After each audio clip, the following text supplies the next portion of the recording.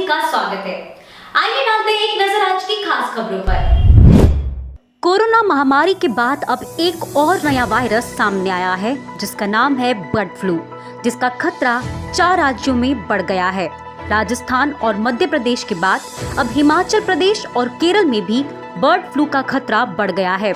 इन राज्यों में सैकड़ों पक्षियों को मार दिया गया है, जबकि केरल ने राज्य में इसे राजकीय आपदा घोषित कर दिया है। इसके साथ ही A1 इन्फ्लुएंजा वायरस की रिपोर्ट मिली है।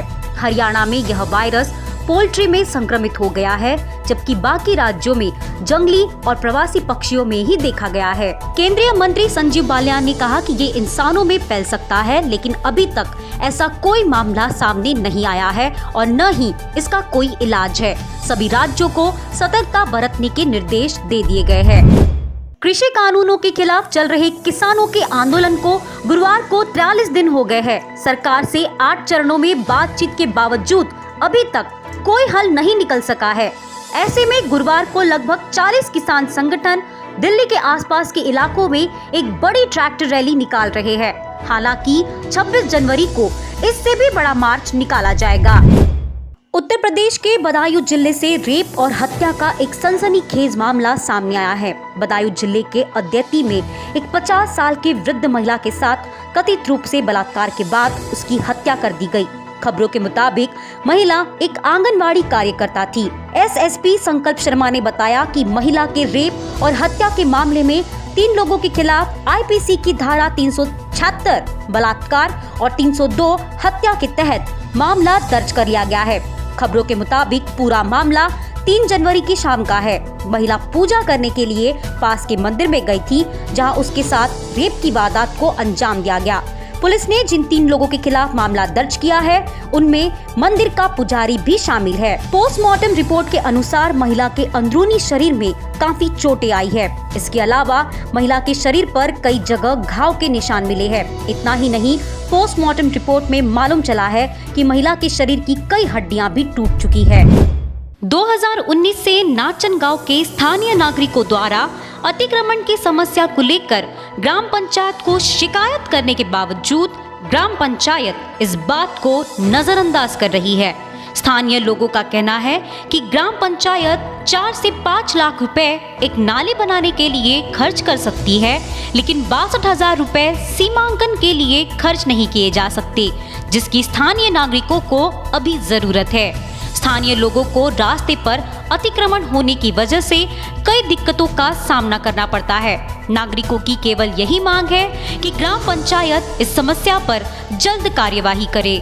माझी एक समस्या आहे, हे जे आपल्या कॉमन लेआउट मशीन लेआउटमध्ये जे अतिक्रमण करून ठेवलेलं आहे, त्याची लेआउटची मोजणी करून ते रोड क्लिअर करण्यात यावे।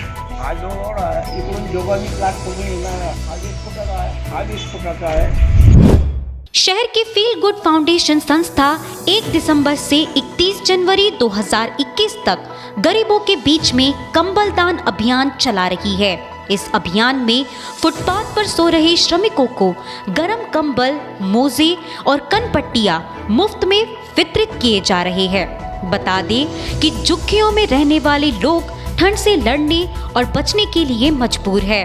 इसी से निजात पाने के लिए फील गुड संस्था ने यह अभियान चलाकर श्रमिकों के चेहरे पर खुशी भेजी है। अब तक शहर के कई क्षेत्रों में गर्म कंबल का वितरण हो चुका है।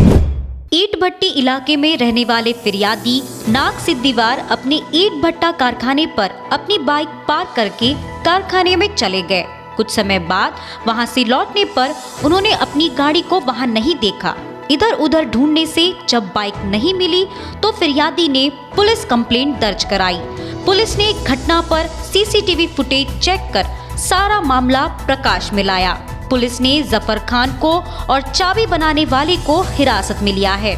उपरोक्त कार्यवाही इंस्पेक्टर किशोर नागराले के मार्गदर्शन में की गई है। सदर गुन्ह्यातील फिर्यादी नागेश सिद्धिवाड हा दिनांक 27/12/2020 रोजी कांबळे पट्टीवर आपली गाडी दुपारी 12 ते 12:30 दरम्यान पार्क करून कामनिमित्त गेला असता तो परत आला तेव्हा त्याची गाडी त्या ठिकाणी दिसली नाही। त्यानंतर त्याने आपल्या गाडीचा शोध घेतला, पण त्याला गाडी मिळून न आल्याने तो दिनांक 5/1/2021 ला पोलीस स्टेशनला तक्रार करण्यासाठी आला। त्याची तक्रार नोंदवून आम्ही सदर भट्टीतील सीसीटीव्ही फुटेज चेक केले असता त्याने काही काळ ज्या दिवशी त्याची गाडी चोरीला गेली त्या दिवशी त्याचा मित्र नामे जफर खान जमील खान याला गाडी दिली होती. तो गाडी एखाद्यासाठी घेऊन गेला होता आणि त्याने डुप्लिकेट चाबी बनवून आणली व गाडी तिथे ठेवली. त्यानंतर त्याने त्या डुप्लिकेट चाबीने वापर करून ती गाडी चोरून नेली. असं सीसीटीव्ही फुटेज मध्ये निष्पन्न झाल्याने सदर आरोपीला अटक करण्यात आली आहे. ट्रैफिक पुलिस के चालान को हल्के में लेने वाले वाहन चालकों को अब परेशानी का सामना करना पड़ सकता है.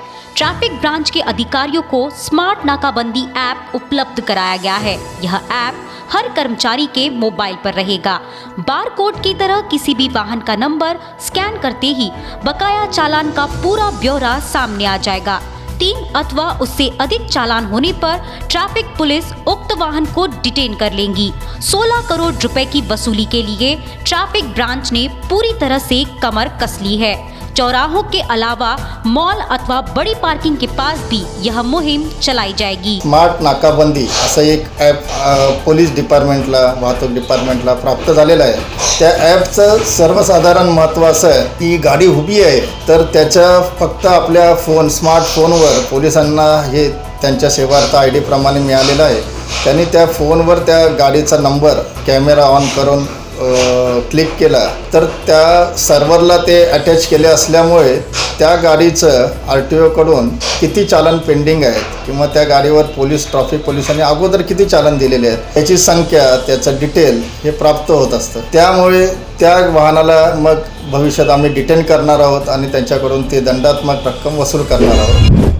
नागपुर के 54वें महापौर के स्वरूप में गुरुवार को दयाशंकर तिवारी ने पद ग्रहण स्वीकार किया. इस दौरान आयोजित पद ग्रहण समारोह में नागपुर महानगर पालिका के लगभग सभी नेताओं की मौजूदगी रही.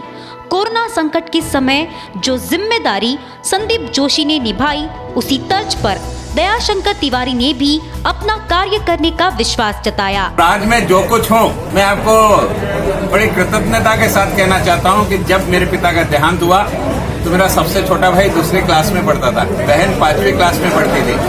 परिवार का संचालन, परिवार का नियोजन, परिवार का धनार्जन और उनके अन्न की व्यवस्था सब मुझे करना है मेरी जिम्मेदारी थी. लेकिन मेरी माँ मेरे साथ थी और मेरी माँ के मेरे साथ के कारण मैं उन सारी बाधाओं को पूर्ण करते हुए परिवार का ठीक से संचालन करते हुए आज मेरे माँ का आशीर्वाद है कि मैं इस नागपुर शहर के महापौर के पद पर बैठा हूँ. और मेरा सौभाग्य है कि मेरी माता ने अपनी 59 वर्ष की उम्र में अपनी आंखों से उस नजारे को देखा. मैं ईश्वर के लिए बहुत बहुत धन्यवाद देना चाहता हूँ. नागपुर शहर के सदर इलाके में छावनी परिसर में 2 मंजिली इमारत में गुरुवार सुबह अचानक से भीषण आग लग गई. इस इमारत में स्थित दुकान में केमिकल और पटाखे रखे होने की वजह से आग ने कुछ ही देर में विकराल रूप ले लिया, जिस पर नियंत्रण के लिए दमकल कर्मियों को काफी मशक्कत करनी पड़ी. आग लगने के बाद केमिकल और पटाखों में विस्फोट होने की वजह से आसपास की अन्य इमारतों में भी आग लगने की संभावना को देखते हुए तुरंत ही सभी घरों को खाली करा दिया गया. जिस इमारत में आग लगी थी उसके सबसे ऊपरी मंजिल पर परिवार रहता था, उन्हें भी सुरक्षित निकाल लिया गया. आग की खबर मिलते ही दमकल विभाग की 6 गाड़ियां पहुंच गई और आग बुझाने के प्रयास में लग गई.